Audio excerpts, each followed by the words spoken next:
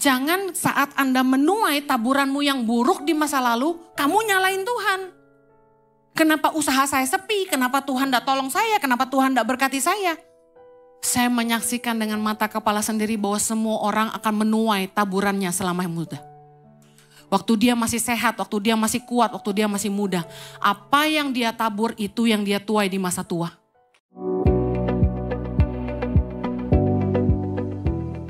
Saya malam ini mengambil keputusan saya tidak mau khotbah yang bagus buat Anda dengar. Saya mau khotbah yang sederhana yang Tuhan mau sampaikan aja. Tuhan memberi impresi seperti ini kepada saya. Bahwa dia tuh Bapa yang sangat mengasihi kita.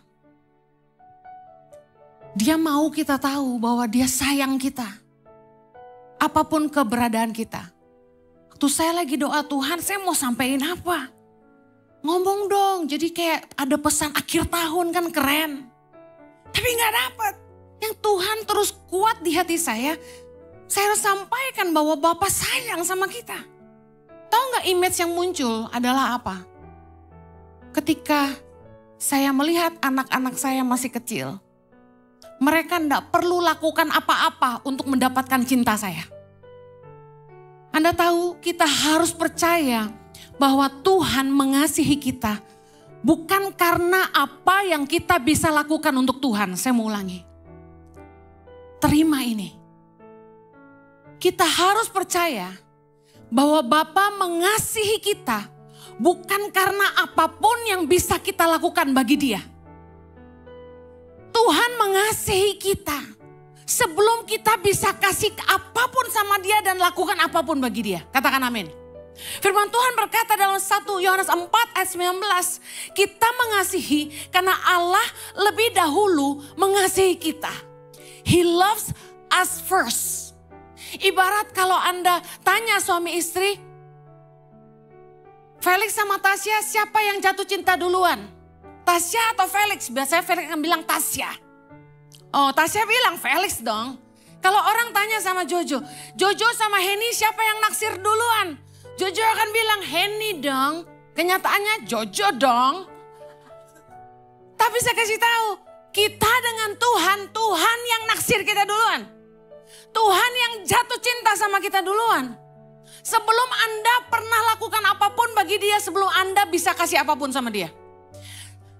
Seperti layaknya seorang anak yang lahir. Saya tuh tiba-tiba dikasih Tuhan gambaran baby Chloe Zoe yang lucu. Mereka lucu banget waktu kecil, gendut, kembar. Ada 2, Dolby Stereo. Nangis berdua, ketawa berdua, gigit-gigitan berdua. Lucu banget. Mereka begitu menggemaskan dan saya begitu sayang sama mereka. Anak tuh gak perlu lakukan apa-apa untuk mendapatkan kasih papahnya. Papanya sayang mereka. Meskipun kadang mereka nyebelin, ngeselin. Saya kasih tahu. Kita tuh sayang anak kita. Seberapapun dia menyakiti kita.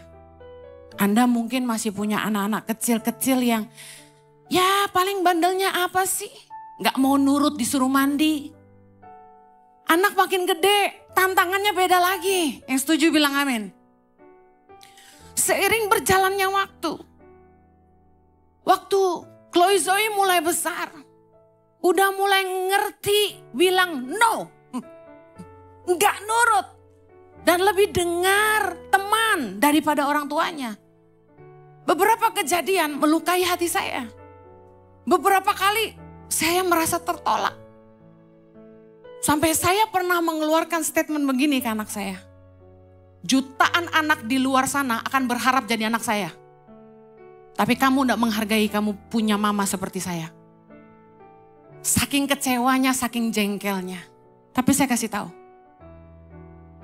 Sesalah-salahnya mereka sama saya. Tidak pernah bisa mengurangi cinta saya sama mereka. Sesalah-salahnya anak-anak saya sama saya. Tidak pernah bisa membuat saya berkurang menyayangi mereka. Dan Tuhan mau kasih tahu kita. Bahwa dalam Roma 5 ayat 8. Allah menunjukkan kasih-Nya kepada kita. Oleh karena Kristus telah mati untuk kita ketika kita masih berdosa. Tuhan itu udah jatuh cinta sama kita. Sejak kita tuh masih kotor, najis, gak layak. Dia sayang kita. Dia terima kita apa adanya. Salah satu hal yang paling melelahkan jadi manusia adalah ketika kamu harus berbuat sesuatu untuk dihargai orang lain. Bahwa kamu harus berguna untuk diterima.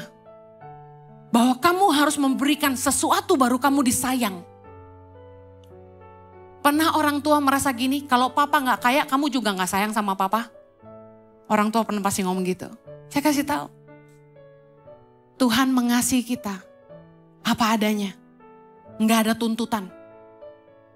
Nggak ada kecuali, nggak ada. Dia mengasihi kita waktu kita berdosa. Yang artinya kita nggak layak terima kasihnya dia. Tapi dia sudah memilih untuk mengasihi kita. Pasti ada yang bertanya gini, apalagi yang merasa berdosa jarang ke gereja setahun sekali. Kalau hari ini saya masih hidup dalam dosa, apakah Tuhan masih mengasihi saya? Tuhan pasti terluka kalau kita menyakiti hatinya, amin. Seperti saya terluka ketika anak-anak saya menyakiti saya. Tapi dia sabar. Dia sabar supaya apa? Supaya kasih kita kesempatan untuk bertobat dan berbalik kepada dia. Tuhan tuh sabar karena dia sayang sama kita. Saya tuh sabar banget sama anak-anak saya. Hampir gak pernah saya tuh marah besar. Kalau sampai saya tuh udah marah besar berarti itu salahnya udah parah banget. Sabar banget karena sayang banget. Tuhan tuh sabar banget sama kita. 2 Petrus 3 ayat 9b berkata begini. Ia sabar terhadap kamu. Karena ia menghendaki supaya jangan ada yang binasa.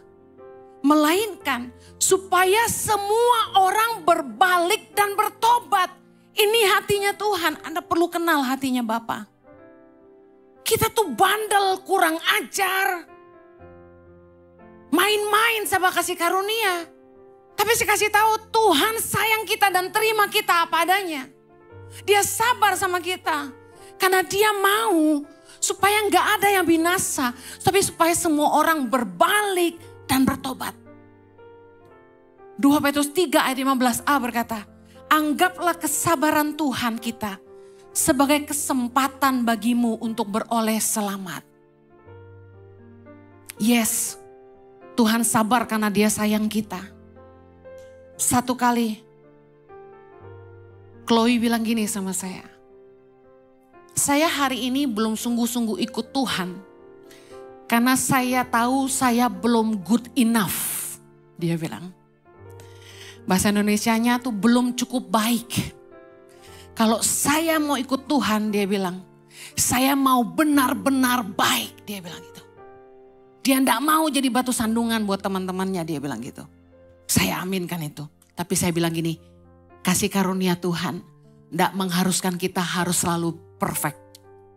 Tuhan itu sayang kita apa adanya. Will God still love us enough if I'm not good enough? Pertanyaannya gitu. Apakah Tuhan akan tetap mengasihi saya kalau saya nggak cukup baik? Masalahnya jadi orang Kristen kan katanya susah. Kita masih bisa jatuh bangun dalam dosa, kita masih bisa marah. Kita masih bisa bohong. Kita masih bisa nyakitin pasangan kita. Kita kadang gak setia, kadang gak taat juga. Masih sombong juga. Nah, saya mau kasih tahu gini. Pengalaman saya, yang tadi saya ceritakan sebagai seorang mama. Tidak ada suatu kesalahan apapun yang dapat membuat saya berhenti mengasihi anak-anak saya. Saya ulangi. Tidak ada satu kesalahan apapun yang dapat membuat saya berhenti mengasihi anak-anak saya. Saya punya anak-anak yang juga bukan dari rahim saya. Sudah berapa kali mereka sakiti hati saya. Bahkan ada satu yang sangat melukai hati saya. Tapi saya sangat sayang sama anak-anak ini. Dan saya tidak pernah bisa berhenti mengasihi mereka. Dan Tuhan kasih gambaran itu kepada saya. Bahwa Bapa di sorga juga mau kita tahu bahwa betapapun kita salah sama Tuhan. Apapun yang sudah kita perbuat selama setahun ini. Tuhan itu gak pernah berhenti mengasihi kita. Mungkin kita kurang ajar, kita melupakan Tuhan, kita sombong dan meninggalkan Tuhan. Tapi Tuhan gak pernah berhenti mengasihi kita. Katakan amin. Anda tahu tentang perumpamaan anak yang hilang yang Yesus ceritakan dalam Lukas 15. Bagaimana ada dua anak, salah satu anak bungsu minta bagian hak warisnya. Lalu dia bawa uang itu pergi ke negara asing, lalu dia foya-foya di sana pesta-pesta. Lalu uangnya habis, kemudian dia kerja jadi apa? Penjaga babi. Satu hari dia lapar, dia mau makan ampas makanan babi itu. Tapi tidak diberikan kepadanya. Lalu dia mulai berpikir, pegawai-pegawai bapakku makan enak. Tapi di sini aku mati kelaparan. Dari situ dia sadar akan keadaannya. Dan dia memutuskan, lebih baik aku pulang jadi pegawai papaku. Aku akan bilang sama papaku bahwa aku telah berdosa kepada Bapa dan kepada sorga. Terimalah aku sebagai orang upahan Bapa. Dia berniat begitu, dia pulang. Tapi Anda tahu, di ayat ke-20 dibilang gini. Waktu bapaknya melihat dia datang dari jauh, maka bangkitlah ia dan pergi kepada bapaknya. Ketika ia masih jauh, ayahnya telah melihatnya. Lalu tergeraklah hatinya oleh belas kasihan. Ayahnya itu berlari mendapatkan dia, lalu merangkul dan mencium dia. Dan Anda tahu setelah itu ceritanya, dia suruh pegawainya ambil jubah yang terbaik, kasih sepatu, kasih cincin, kemudian suruh potong lembu supaya mereka pesta. Karena dikatakannya dalam ayat 24, sebab anakku ini telah mati dan menjadi hidup kembali. Ia telah hilang dan didapat kembali. Maka mulailah mereka bersukaria. Lihat kegembiraan papahnya. Ngelihat anaknya yang bungsu pulang. Sama seperti Tuhan. Tuhan tuh gak pernah berhenti menanti kita kembali. Tuhan tuh selalu nunggu kita pulang. Walaupun kamu cuma mau ke IJI setahun sekali.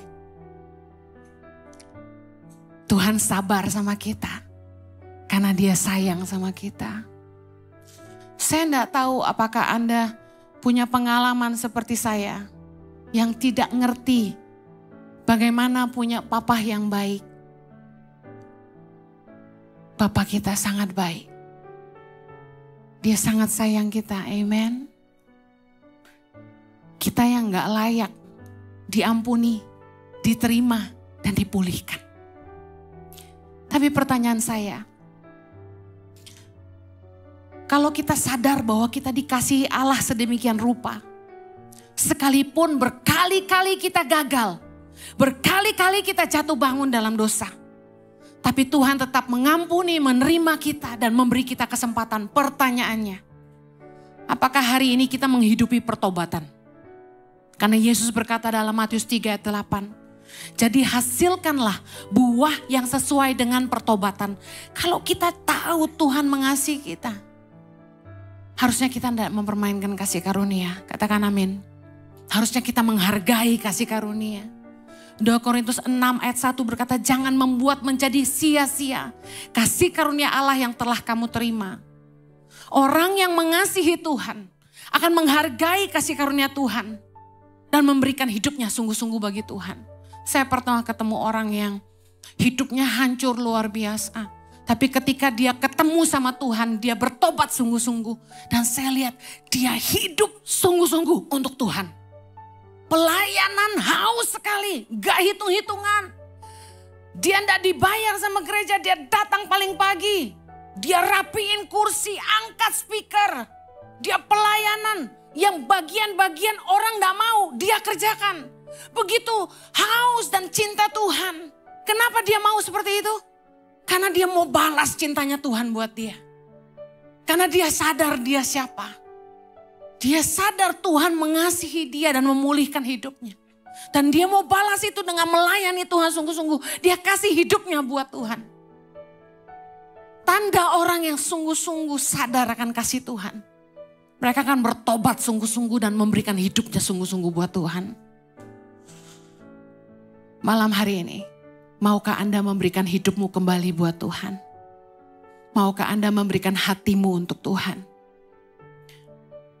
Mungkin ada yang bertanya, kalau Tuhan mengasihi aku, kenapa hidupku susah? Kenapa usahaku gagal? Kenapa keluargaku berantakan? Katanya Tuhan sayang. Jangan selalu menyalahkan Tuhan ketika keadaan tidak sesuai yang kita inginkan. Jangan selalu menuduh Tuhan ketika kita harus melewati yang namanya pergumulan dan penderitaan.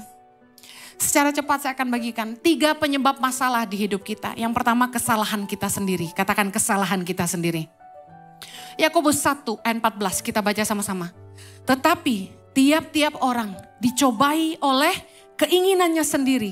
Karena ia diseret dan dipikat olehnya. Saya kasih tahu, keinginan kita yang membawa kita kepada pencobaan. Kita tuh maunya banyak. Istri 1 mau 2. Rumah kecil mau yang besar. Naik motor mau mobil. Apapun gak pernah cukup buat kita. Karena kita gak bisa menahan keinginan mata. Akhirnya hutang kartu kredit numpuk. Akibat healing kebanyakan, hutang gak bisa bayar. Cicilan nunggak. Standar hidup kita yang seringkali ketinggian dibandingkan kemampuan. Tapi kita bilang Tuhan gak menyediakan. Anak ulang tahun mau pesta. Harus bikin goodie bag kayak teman-teman di Instagram. Harus gaya. Anak sekolah mesti mahal. Gengsi dong kalau nggak internasional. Nggak punya mobil harus nyicil. Kalau nggak malu dong teman-teman yang lain punya. Kita yang seringkali banyak maunya. Nggak bisa mengukur kemampuan kita. Akibatnya kita susah sendiri. Lalu kita nyalahin Tuhan tidak menyediakan. Padahal Tuhan selalu memberikan yang kita butuhkan. Katakan amin. Kita susah karena perbuatan kita sendiri. Kita juga jangan lupa bahwa kita akan menuai yang kita tabur. Amsal 26 ayat 27, baca sama-sama. Siapa menggali lubang akan jatuh ke dalamnya. Dan siapa menggelindingkan batu, batu itu akan kembali menimpa dia. Awas dengan taburan kita. Jangan saat Anda menuai taburanmu yang buruk di masa lalu, kamu nyalain Tuhan. Kenapa usaha saya sepi? Kenapa Tuhan tidak tolong saya? Kenapa Tuhan tidak berkati saya? Saya hidup sudah lebih dari 45 tahun. Saya udah ketemu banyak orang di hidup saya dari saya kecil. Dan hari ini saya ketemu mereka sudah besar. Saya menyaksikan dengan mata kepala sendiri bahwa semua orang akan menuai taburannya selama muda. Waktu dia masih sehat, waktu dia masih kuat, waktu dia masih muda. Apa yang dia tabur itu yang dia tuai di masa tua. Orang yang dari muda hanya main-main dengan hidupnya, gak pernah serius, bercanda terus. Gak benar hidupnya. Saya lihat hari ini ujungnya juga bercanda. Gak ada yang benar sama hidupnya. Taburlah yang baik dalam hidupmu. Orang tuh sukses gak satu hari. Orang hanya lihat keberhasilan kita hari ini. Orang gak lihat taburan dan air mata kita dan penderitaan kita yang kita tabur puluhan tahun sebelumnya. Gak ada keberhasilan dalam satu malam. Kalau Anda hari ini bilang setahun ini kenapa toko saya sepi? Tanya pada dirimu sendiri, kenapa sepi? Jangan selalu tunjuk ke atas mana Tuhan. Yang kedua, masalah di hidup kita adalah cobaan dari iblis. 1 Petrus 5 ayat 8 berkata, sadarlah dan berjaga-jagalah. Lawanmu si iblis berjalan keliling sama seperti singa yang mengaum-ngaum mencari orang yang dapat ditelannya. Anda tahu? Iblis itu paling tahu godaan apa yang paling sulit Anda tolak. Saya ulangi, iblis paling tahu godaan apa yang paling sulit Anda tolak. Karena itu, Anda perlu berdoa, Tuhan, jauhkan aku dari hal-hal yang sulit aku tolak. Yesus berkata dalam Matius 6 ayat 13, dalam doa Bapa kami, dan janganlah bawa kami ke dalam pencobaan, tetapi lepaskanlah kami daripada yang jahat. Amen. Kita tahu bahwa iblis akan selalu menjatuhkan kita, makanya kita harus berdiri teguh dan berjaga-jaga, kata firman Tuhan. Karena tidak seorang pun kuat. Jangan sampai kita buka celah, karena iblis paling tahu kelemahan kita. Yang terakhir, penyebab masalah di hidup kita adalah ujian dari Tuhan. Tadi kita bicara Tuhan sayang, tapi kenapa hidup kita banyak penderitaan? Kenapa Tuhan izinkan pergumulan? Mari saya jelaskan. Anak tuh dipukul bukan berarti orang tua gak sayang. Yang setuju katakan amin. Anak yang dikasihi pasti dididik Tuhan. Ibrani 12 ayat yang kelima kita baca sama-sama. Dan sudah lupakah kamu akan nasihat yang berbicara kepada kamu seperti kepada anak-anak. Hai anakku, janganlah anggap enteng didikan Tuhan. Dan janganlah putus asa apabila engkau diperingatkannya. Ayat 6 sama-sama. Karena Tuhan menghajar orang yang dikasihinya. Dan ia menyesah orang yang diakuinya sebagai anak. Ayat 10 kita lompat. Sebab mereka mendidik kita dalam waktu yang pendek. Sesuai dengan apa yang mereka anggap baik. Tetapi dia menghajar kita untuk kebaikan kita. Supaya kita beroleh bagian dalam kekudusannya. Amen. Tuhan tuh kalau menghajar kita untuk kebaikan. Tuhan itu mendidik kita untuk menyelamatkan kita. Saya percaya gini, bagi Tuhan, kemewahan, kekayaan itu bukan ukuran berkatnya bagi kita. Tapi banyak kali orang merasa gini, kalau enggak sampai kaya raya berarti Tuhan belum memberkati. Tuhan akan lihat gini, kalau sampai kamu kaya lalu kamu meninggalkan dia, Tuhan tidak akan pernah kasih kamu kaya dan itu kebaikan dia.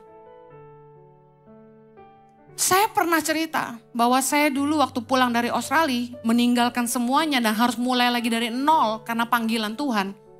Saya sempat mengeluh sama Tuhan dalam doa dan saya bilang begini, Tuhan, saya tahu bahwa segampang membalikkan telapak tangan kalau Tuhan mau memberkati saya. Tuhan bilang gini saat itu, aku yang tahu hatimu. Kita kadang-kadang sok tahu. Kita merasa harusnya sekarang Tuhan, aku udah bosen kayak begini. Aku udah bosen hidup pas-pasan. Tiap bulan belum gajian udah habis. Aku bosen tiap bulan harus stres mikirin uang. Kapan kayaknya Tuhan? Berapa banyak yang sering doa kayak gitu? Gak usah angkat tangan. Masa ngekos terus Tuhan? Minim-minim punya apartemen. Kita banyak ngeluh sama Tuhan. Seolah-olah Tuhan gak tahu apa yang kita butuhkan. Nah, saya mau cerita. Tuhan yang tahu hati kita, katakan amin. Kalau Tuhan tuh ngizinin pergumulan di hidup kita. Karena Tuhan itu lagi persiapkan hati kita. Karena Tuhan gak mau sampai kita celaka. Kalau saya lihat anak saya belum siap nyetir mobil, saya gak akan belikan mobil. Kalau saya paksa belikan mobil hanya karena dia sudah bisa nyetir lurus, saya akan mencelakakan dia. Tuhan lebih peduli sama kita. Tuhan juga sayang sama kita. Masakan dia ndak mau kasih yang terbaik buat kita? Saya ini punya anak-anak rohani. Leader-leader yang melayani bersama-sama dengan kami.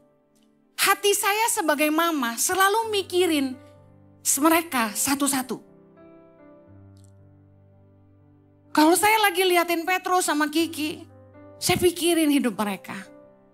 Saya mulai bikin rencana di hati saya. Tuhan kalau boleh saya pengen begini, saya pengen begitu buat mereka. Saya lihat yang lain, saya mulai pikirin lagi. Kalau bisa, Tuhan izinin saya pengen begini, saya pengen kasih mereka begitu.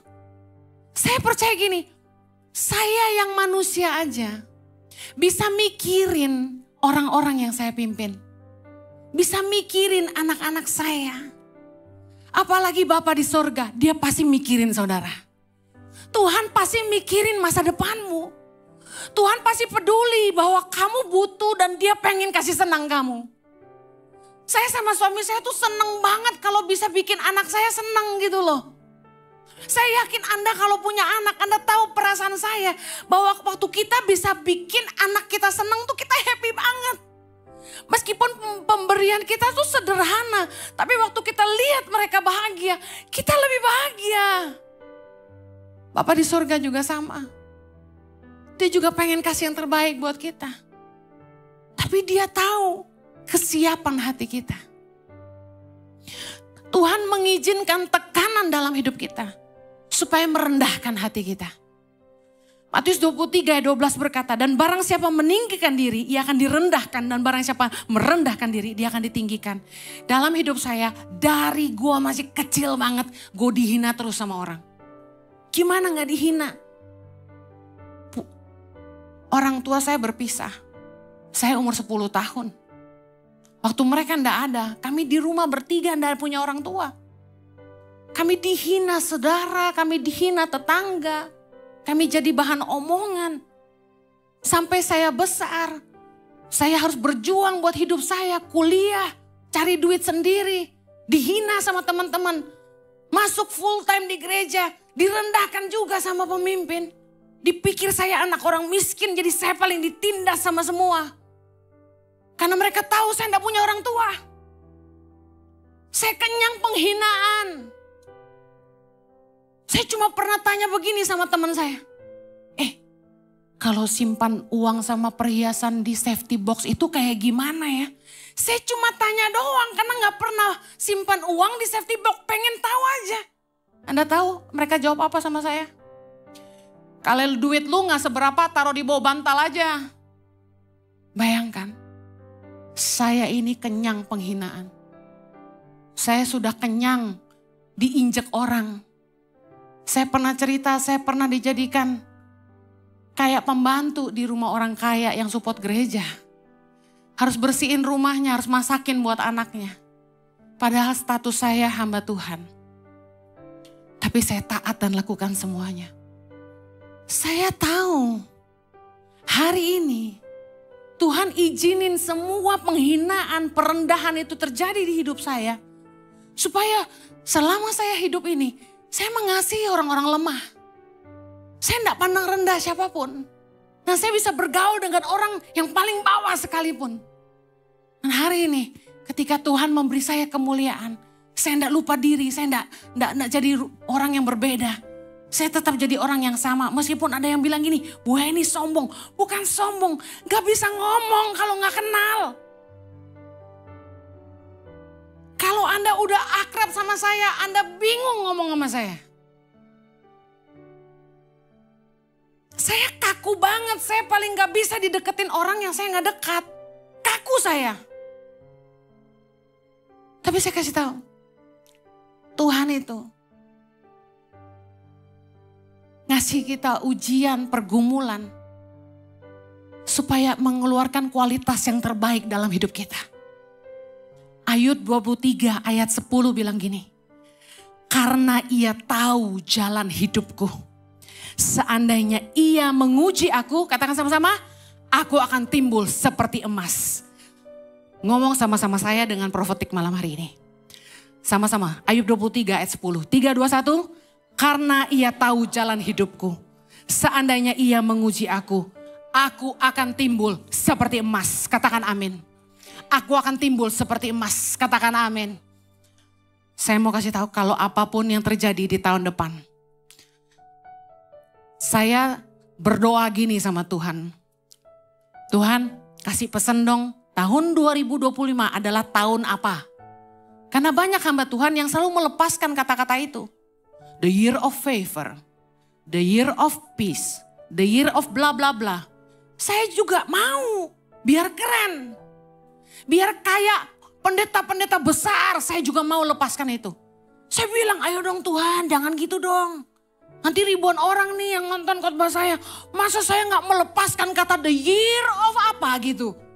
Saya benar ngomong gitu sama Tuhan tadi. Tahu gak? Tuhan bilang apa? Gak akan sama buat semua orang.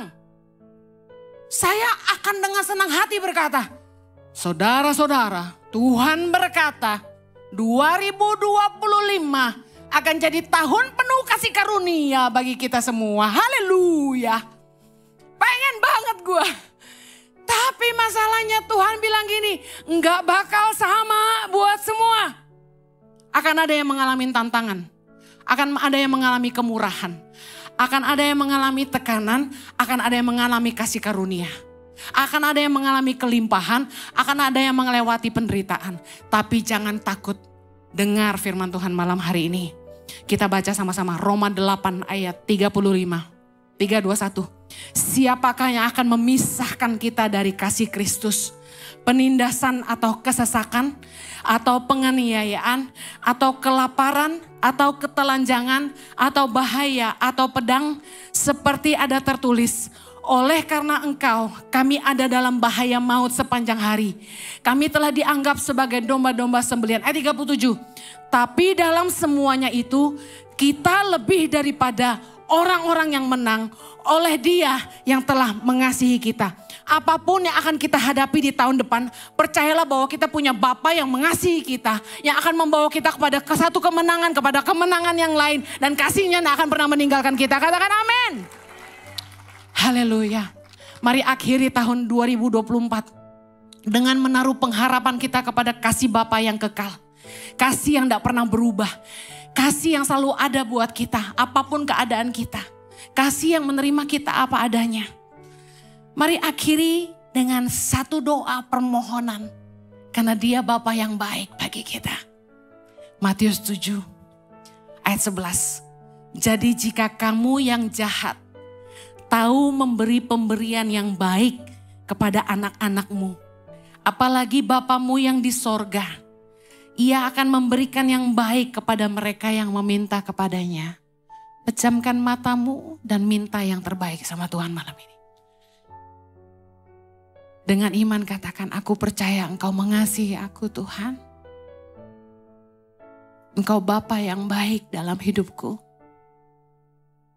Engkau Tuhan yang pasti memberikan yang baik kepada anak-anak yang minta kepadamu. Mari minta sama Tuhan. Naikkan permohonanmu. Dia dengar doamu malam ini. Thank you Jesus. Mintalah maka akan diberikan kepadamu. Carilah maka kamu akan mendapat. Ketuklah maka pintu akan dibukakan bagimu. Mari bawa doa-doamu. Bapa di sorga, kami butuh pribadimu bersama-sama dengan kami memasuki tahun 2025. Lebih dari sekedar doa Tuhan, kami sungguh-sungguh memohonkan penyertaan-Mu yang sempurna. Lebih dari harta, lebih dari apapun yang ada di dunia ini, kami perlu Engkau Tuhan. Bersama-sama dengan kami memasuki tahun 2025. Apapun yang ada di hadapan kami percaya bahwa tidak akan ada yang dapat memisahkan kami dari kasih-Mu. Oleh kasih-Mu, kami pasti menang. Oleh kasih-Mu, kami akan mampu melewati segala sesuatu. Kami percaya kesetiaan-Mu Tuhan akan menyertai kami di sepanjang tahun 2025. Hamba-Mu berdoa berkati umat-Mu. Menjadi tahun yang penuh dengan kasih karunia dalam hidup mereka. Tahun penyertaan Tuhan yang sempurna bagi setiap mereka. Ada kasih karunia Tuhan yang memampukan mereka melewati segala sesuatu. Di dalam nama Yesus hamba-Mu melepaskan doa ini. Haleluya. Amen.